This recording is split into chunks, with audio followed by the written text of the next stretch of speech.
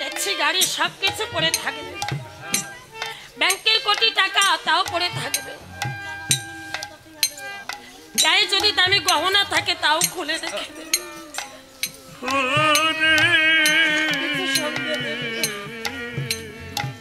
যাবার লগনে তুমি কি পাবে জানো? যাবার লগনে পাবি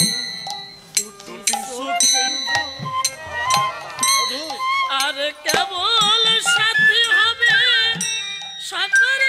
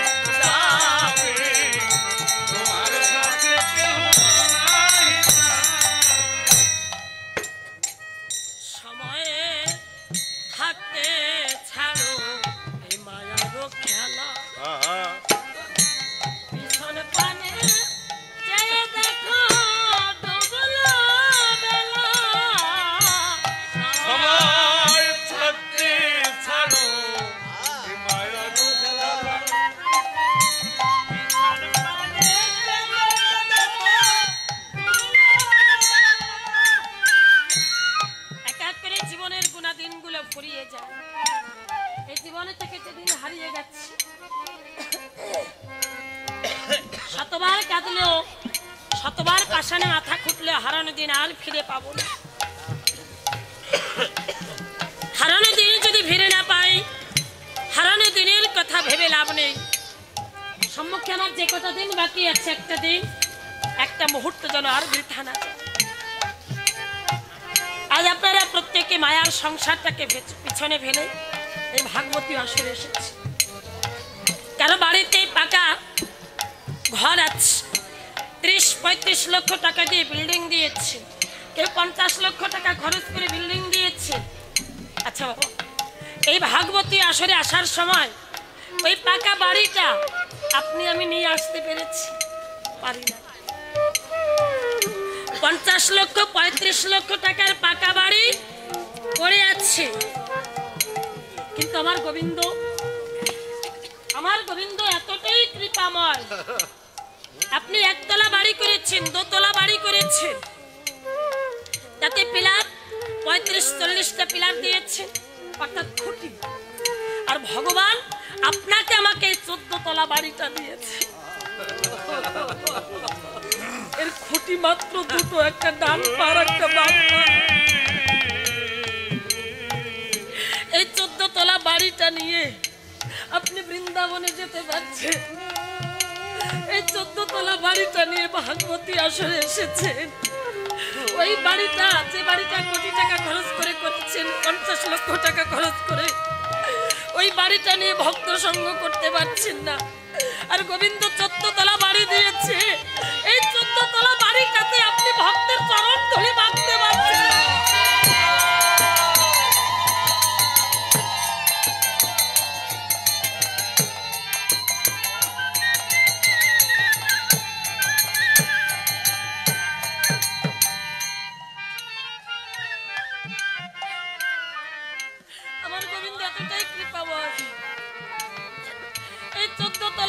আপনাকে আমাকে দিয়েছে, এই 14 তলা বাড়িটা নিয়ে ভক্ত সঙ্গ সাধু সঙ্গ করতে পারছি। এই 14 তলা বাড়িটাতে আমি ভক্তের চরণ ধুলি মাখতে পারছি। তাই ও বাবা, যার পাশেতে বসে আছেন একটি চরণের ধুলি নেবে, বক্ষে বক্ষ মিলাবেন, কারণ এমন ভক্ত সঙ্গ সাধু সঙ্গ ভাগ্যে হতেও পারে, আর নাও হতে পারে। মায়ার সংসারে মায়ার খেলায় মেতে আছি, সময় থাকতে ছাড়ো মায়ার খেলা।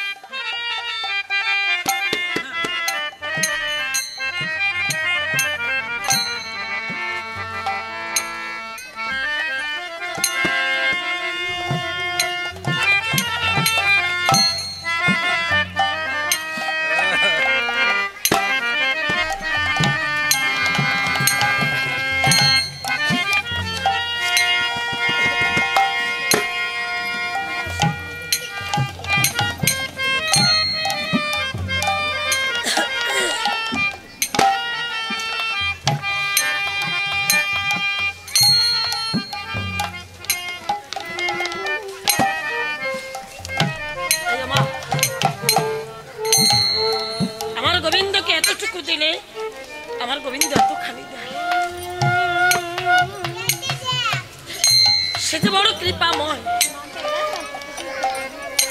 তার মতো কৃপাময় জগতে কেউ।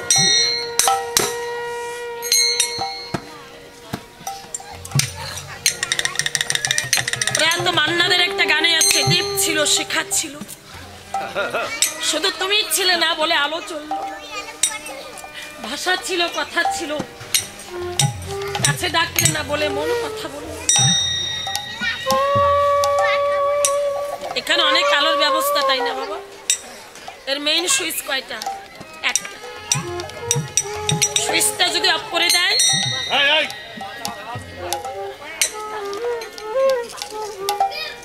এই বাচ্চা কার সামলা,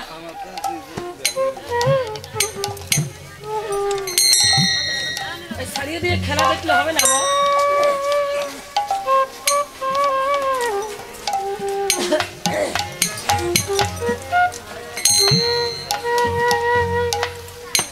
মেইন সুইচটা যদি অফ করে দেয়, আলোগুলো নিভে যাবে, জায়গাটা অন্ধকার হয়ে যাবে।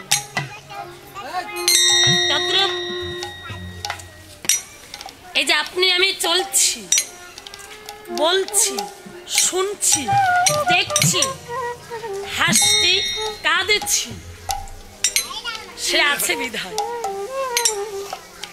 ঈশ্বর আত্মারাম রূপে প্রত্যেকটি জীবের মধ্যে রয়েছে। সে যেদিন আপনাকে আমাকে ত্যাগ করবে, এই পা থাকবে, চলতে পারবো না। এই হাত থাকবে, হাত দিয়ে ভক্তের চরণ ধরে ঘোরাতে পারবো না। এই নয়ন থাকবে, এই নয়ন দিয়ে বৈষ্ণব দর্শন করতে পারবো না। এই বক্ষ থাকবে, কিন্তু ভক্তের বক্ষে বক্ষ মিলাতে পারবো না। এই কর্ণ থাকবে, কিন্তু সেদিন নাম শুনতে পারবো না।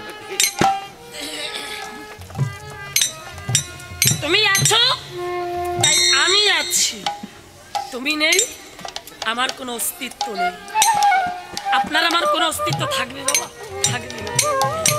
ঈশ্বর যত সময় আত্মারাম রূপে আপনার আমার মধ্যে আছে, তত সময় এই দেহের বড়াই। সে যখন ত্যাগ করবে, সব বড়াই শেষ। এই কথাটা কখনো আমরা চিন্তাও করি না, ভাবিও না। তাই আমাদের হৃদয়ে মাঝে হিংসা বিদ্বেষ বসবাস করে। আমি এখন আছি, একটু পরে হয়তো বা থাকবো না, কারণ যে কোনো মুহূর্তেই ঘর ছেড়ে দিতে পারে। দেখবেন শহর এলাকায় যারা থাকে তারা বলে যে বাসা ভাড়া নিয়েছি। হ্যাঁ দাদা কোথায় থাকিস? এই গোপালগঞ্জ শহরে থাকি, বাসা ভাড়া নিয়েছি, এক ছাড়ের বাসা ভাড়া নিয়েছি। তা আমরা জাগতিক জগতের বুকে যে বাসা ভাড়া নিয়ে থাকি, দেখা যায় 10 বছরে একটা চুক্তি থাকে, 5 বছরের চুক্তি থাকে যে আমাকে 5 বছর বা 10 বছর থাকতে দিতে হবে। কোনো ক্রমে যদি ওই মালিকের বাসাটা ছেড়ে দিতে হয়, মালিক কম করে হলে 3 মাস আগে কিন্তু জানাবে যে দেখুন আমার সমস্যা হচ্ছে, আমি আর বাসা ভাড়া দিতে পারবো না, দয়া করে আপনাকে 3 মাস সময় দিচ্ছি, আপনি 3 মাসের মধ্যে অন্য জায়গায় বাসা খুঁজে নিন। আচ্ছা বাবা, আমার গোবিন্দ ঈশ্বর সে এখানে আছে, সে আপনাকে আমাকে টাইম দেবে যে 2 দিন টাইম দিলাম, তো 10 দিন টাইম দিলাম, হ্যাঁ তুমি অন্য বাসা খুঁজে নাও, টাইম দেবে।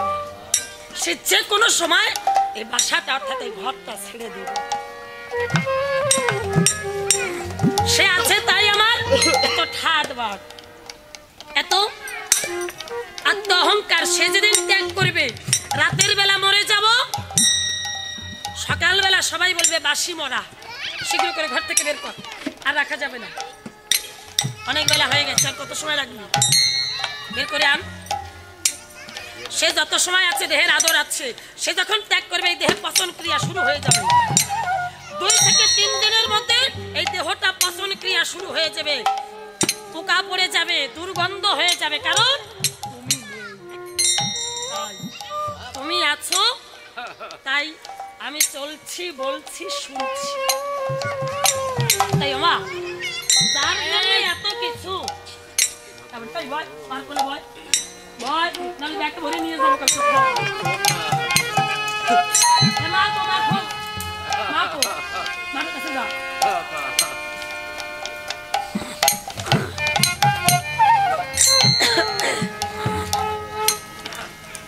সে আছে বিধায় এত আত্ম অহংকার আমার, সে না থাকলে কোনো কিছু থাকবে না। তাই তার মূল্যায়ন করতে হবে, তাকে ভালোবাসতে হবে, তাকে ভালোবাসা না দিলে তার ভালোবাসা পাওয়া যাবে। তাই আছে 2 হাত তোলার ক্ষমতা আছে, শুধু একবার নয় বাবা, বারবার তুলবেন। ভক্তের চরণ ধরে কুড়াতে থাকতে হবে, কুড়াতে কুড়াতে যেখানে দেখিবে ছাই উড়াইয়ে দেখো তাই, পাইলে পাইতে পারো অমূল্য রত্ন। এই ভক্তের বাসরে হরি বাসরে কুড়াতে হবে। কুড়াতে কুড়াতে যদি কখনো কোনোদিন কোনো বৈষ্ণবের চরণে হাত দুটো পড়ে, সেদিন এই জনমটা যে ধন্য হয়ে যাবে। ভক্ত পরশ বড়ই সরস যদি লাগে গায়, কোটি জন্মের পাপ থাকিলে খণ্ডন হয়ে যায়।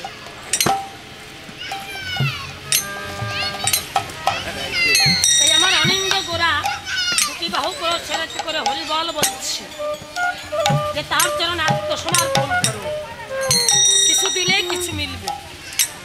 শ্রীবাসে রাঙি নাই নাচে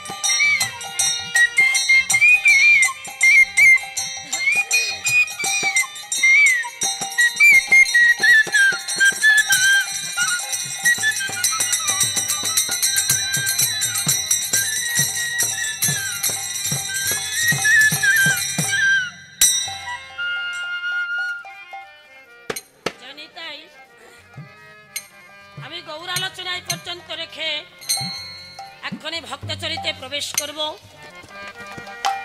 আপনাদের সম্মুখে আমি যে পালাটা তুলে ধরব,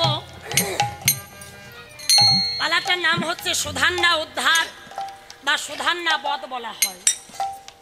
সুধান্নাকে তপ্ত তৈলে নিক্ষেপ করেছিল। কৃষ্ণ নামের গুণে সুধান্নার মরণ হয়েছিল না। এই যে আমরা নাম নিতে চাই না, অনেকে বলে নাম শোনার বয়স হয়েছে নাকি। যাদের শোনা উচিত এরা কিন্তু শোনে না বাবু। দেখবেন ওরা কি করে বাগানে গিয়ে আজকাল বলে যে কি যেন গেম বেরোচ্ছে, ফ্রি ফায়ার না কি ভাই, ওরে বাবা মোবাইল হাতে নিয়ে শুরু করিয়ে দেয়, মানে পুরো বিদিক হয়ে যায়। রাত্র 2-3টে বেজে যায়, ঘরে ফেরে না। বাগের হাটের মধ্যে এক জায়গায় কীর্তন করেছি, তা রাত 3টের সময় বেরোচ্ছি শেষ আসর করে। তা দেখি বাঁশ বাগানের পাশে বসে 4-5 জন ওই ফ্রি ফায়ার মার মার মার মার মার বাগানের দিকে তাকিয়ে দেখি 4-5 জন বসে মোবাইল হাতে নিয়ে বলে মার মার মার মার মার। তোকে ববে মা বাবা নাই আছে, যদি থাকে রাত 3টে বাজে ঘরে যাস নি কেন, ঘরে যা। নাহলে যেভাবে বাঁশ বাগানের কাছে বসে ওই ফ্রি ফায়ার খেলছিস আর মার মার মার মার করছিস, এরপরে নিজেই কখন মরে যাবে টেরও পাবি না। ঘরে যা বাবা। আর তোদের মা বাবারও কি চিন্তা নেই যে রাত্র 3টে বাজে এখনো ঘরে ফিরল না? না আগ থেকে বলে এসেছিস নাম শুনতে যাচ্ছি, আর নাম শুনতে সেই কাম বলে এই তো যাবো মাসি। যা রে বাবা, বাড়িতে যা। তা যাদের শোনা উচিত এরা শোনে না,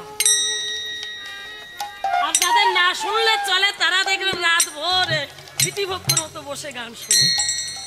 আর যাদের শোনা উচিত তারা শুনতে চায় না। তাই না এই নাম নিতে চাই না, যত ছোট বাজায় পারা যায়।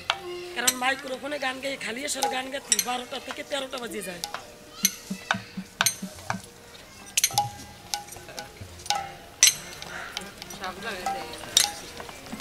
কৃষ্ণ, এই কৃষ্ণ নামের কি গুণ, নামের কি দাহিকা শক্তি।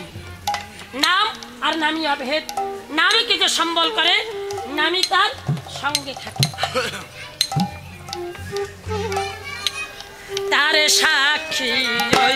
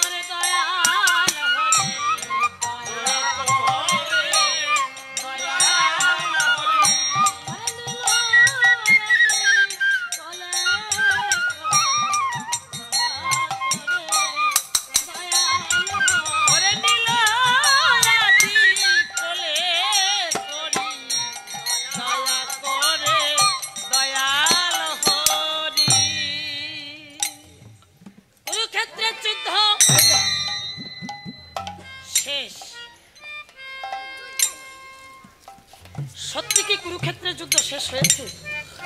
হয় নাই, দেশে দেশে চলছে, জেলায় জেলায়, হ্যাঁ, গ্রামে গ্রামে, পাড়ায় পাড়ায়, বাড়িতে বাড়িতে, ঘরে ঘরে, আবার দেহের মধ্যে কুরুক্ষেত্রের যুদ্ধ চলছে। এখানে কুরু আছে, এখানে পাণ্ডব আছে, এখানে ভগবান শ্রীকৃষ্ণ আছে। এই বিশ্ব জগৎ সংসারটাই হচ্ছে একটা কুরুক্ষেত্রের রণাঙ্গ। এই কুরুক্ষেত্রের যুদ্ধ কখনোই শেষ হবার নয়। এই কুরুক্ষেত্রের যুদ্ধ শেষে ভগবান শ্রীকৃষ্ণের আদেশে বা পরামর্শে পঞ্চ পাণ্ডব অশ্বমেধ যজ্ঞের আয়োজন করলেন। ওই যজ্ঞের অশ্ব নিয়ে তৃতীয় পাণ্ডব অর্জুন আমার ভ্রমণ করতে শুরু করলেন। ভ্রমণ করতে করতে রাজা হংসধ্বজের নগরে প্রবেশ করলেন। রাজা হংসধ্বজের পরিবার ছিল বৈষ্ণব পরিবার, ওরা সবাই ছিল বিষ্ণু ভক্ত। বিষ্ণু পূজা না দিয়ে কেউ কখনো জলটুকু গ্রহণ করতেন না।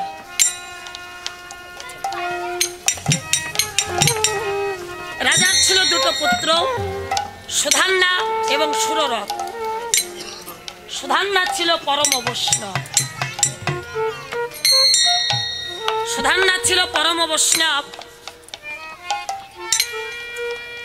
একজন রাজ অনুচর দৌড়ে এসে রাজা হংসধ্বজকে রেখে রেখে বলেছে, মহারাজ কি হয়েছে? রাজ অনুচর, মহারাজ আপনার নগরে তৃতীয় পাণ্ডব অর্জুন যজ্ঞের অশ্ব নিয়ে প্রবেশ করেছে। এবার রাজা হংসধ্বজে রেখে বলেছে, হে রাজ অনুচর, এই আনন্দের সংবাদটা তুমি আমাকে দিয়েছ, একটিবার তুমি আমার বক্ষ মাঝে এসে আমি তোমাকে প্রেম আলিঙ্গন দেব। ডেকে বলেছি, মহারাজ আপনি রাজা, আপনি আমার মনিব, আর আমি আপনার চাকর। আপনার বক্ষ মাঝে টেনে নিয়ে আমাকে প্রেম আলিঙ্গন দেবে? বলছে হ্যাঁ। আর কেন দেব জানো? ঈশ্বর আত্মারাম রূপে প্রত্যেকটি জীবের মধ্যে রয়েছে। বলতে পারো রাজনুচর, এই জগতের বুকে কে ছোট আর কে বড়? ঈশ্বর আত্মারাম রূপে সবার মধ্যে যদি থাকে তাহলে সবাই জগতে সমান। তুমি একবার আমার পক্ষে এসো, আমি তোমাকে প্রেম আলিঙ্গন দেব। এই বলে রাজা হংসধ্বজ ওই রাজনুচরকে বক্ষ মাঝে জড়িয়ে ধরে প্রেম আলিঙ্গন দিয়েছে। ডেকে বলছে, সারাটা জীবনে চেয়েছি আমি কৃষ্ণকে দর্শন করব। শুনেছি যেখানে তৃতীয় পাণ্ডব অর্জুন, সেখানে নাকি আমার ভগবান শ্রীকৃষ্ণ। হে রাজনুচর, এই আনন্দের সংবাদটা তোমার মুখ থেকে আমি শুনেছি, তাই তোমাকে আমি প্রেম আলিঙ্গন দিলাম। অর্জুনের সমরে যেতে হবে। তৃতীয় পাণ্ডব অর্জুন আর যজ্ঞের অশ্ব ধরে আনতে হবে, কারণ অর্জুনকে যদি আনতে পারি তাহলে আমি কৃষ্ণকে দর্শন করতে পারি।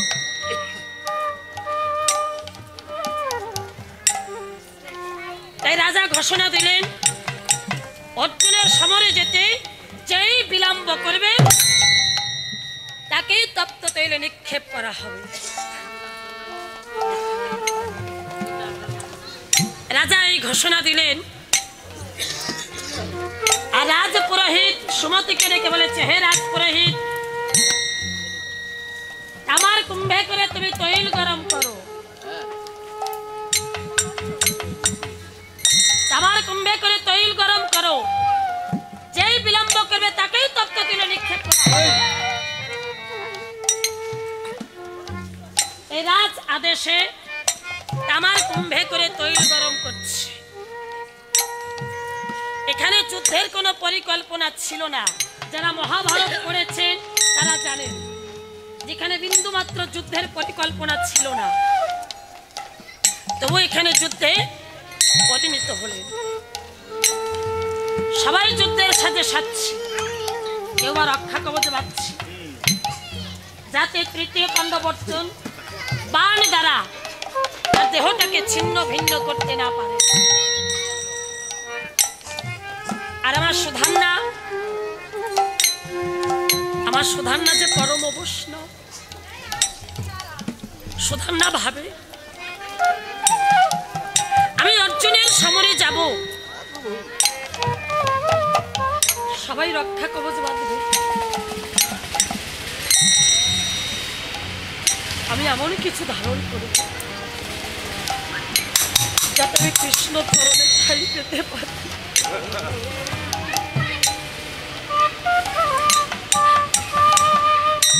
আমার সুধান্না কেমন সাজে সাজছে বাবা, যে সাজে সাজলে মরণ তার ইচ্ছার বিরুদ্ধে ছুটে পারে,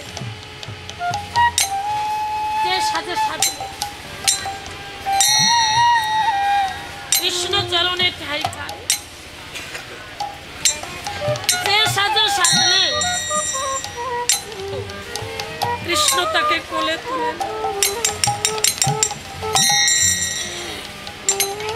সেই সাজে সাজছে কেমন ভাবে। ও কৃষ্ণ কৃষ্ণ বলে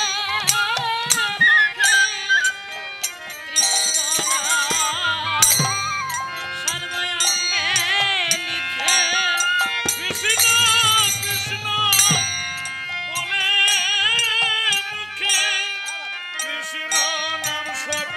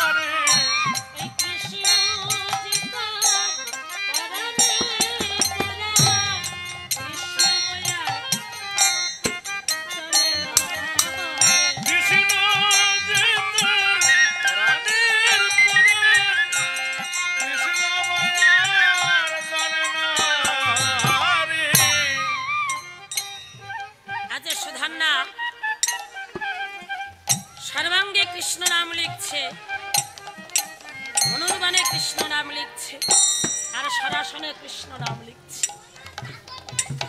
নয়নে তার কৃষ্ণ প্রেমের ধারা বইছে। আজ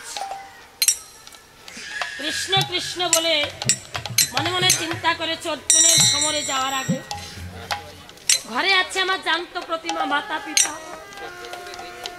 আমার মাতা পিতার চরণে প্রণাম করে তারপর যাবে আমি অর্জুনের সমরে। এই ভেবে যখন সুধান্না যাত্রা করেছে, সুধান্নার স্ত্রীর নাম ছিল প্রভাবতী। আজ প্রভাবতী এসে ডেকে ডেকে বলছে, প্রভু প্রভু তুমি কোথায় যাত্রা করেছো বলো প্রভু। কেন প্রভাবতী? একটিবার আমার কাছে খুলে বলো প্রভু। তুমি শোনোনি? পিতা আমার ঘোষণা দিয়েছে অর্জুনের সমরে যেতে হবে, আর অর্জুনের সমরে যেতে যেই বিলম্ব করবে তাকেই তপ্তে তৈলে নিক্ষেপ করবে। হ্যাঁ শুনেছি প্রভু, কিন্তু তুমি কোথায় রওনা দিয়েছো বলো। আমি অর্জুনের সমরের দিকে চলেছি প্রভাবতী। না না না প্রভু, তুমি সেখানে যেও না প্রভু, আমার মনে কিছুতেই ভালো লাগছে না প্রভু। তোমার দুটি চরণ ধরে বলেছি প্রভু,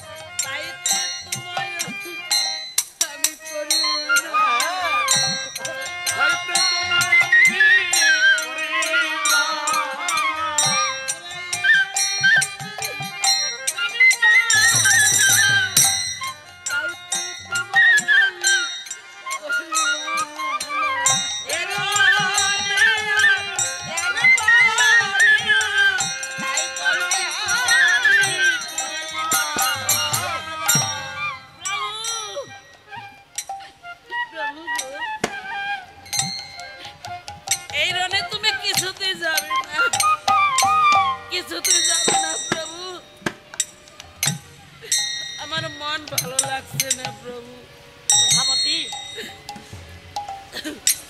যে ফুল ফুটে গোবিন্দ পূজায় লাগে না সে ফুল ফুটা বৃথা। আর সন্তান হয়ে জন্ম নিয়ে যে মাতা পিতার কাজে লাগে না তার মতো সন্তান হওয়া যে ভুল। প্রভাবতী, ভগবান রামচন্দ্র যেমন পিতৃসত্য পালনের জন্য 14 বছরের জন্য হাসি মুখে বনবাসে গিয়েছে, আমিও না হই আমার পিতার কথা রাখতে গিয়ে জগৎ থেকে চির বিদায়।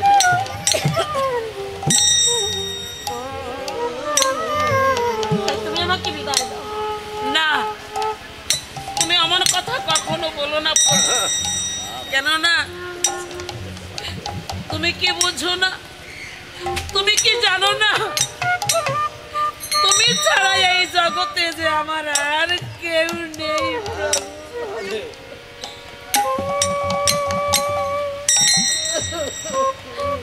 তুমি ভুল বলেছো প্রভাবতী,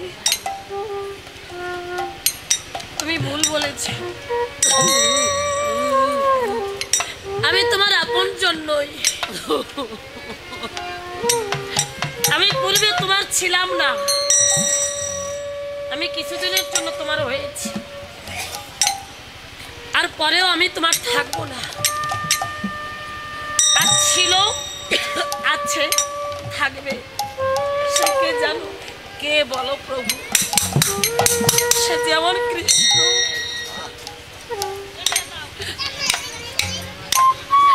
এই জগতে সব হারাবে, এ জগতে সব ফুরাবে, এ জগতে সব নষ্ট হবে, সব ক্ষয় হবে, কিন্তু আমার কৃষ্ণ কোনোদিন হারাবে না। আর এই জগতে যার কেউ নেই, তার যে ওই এক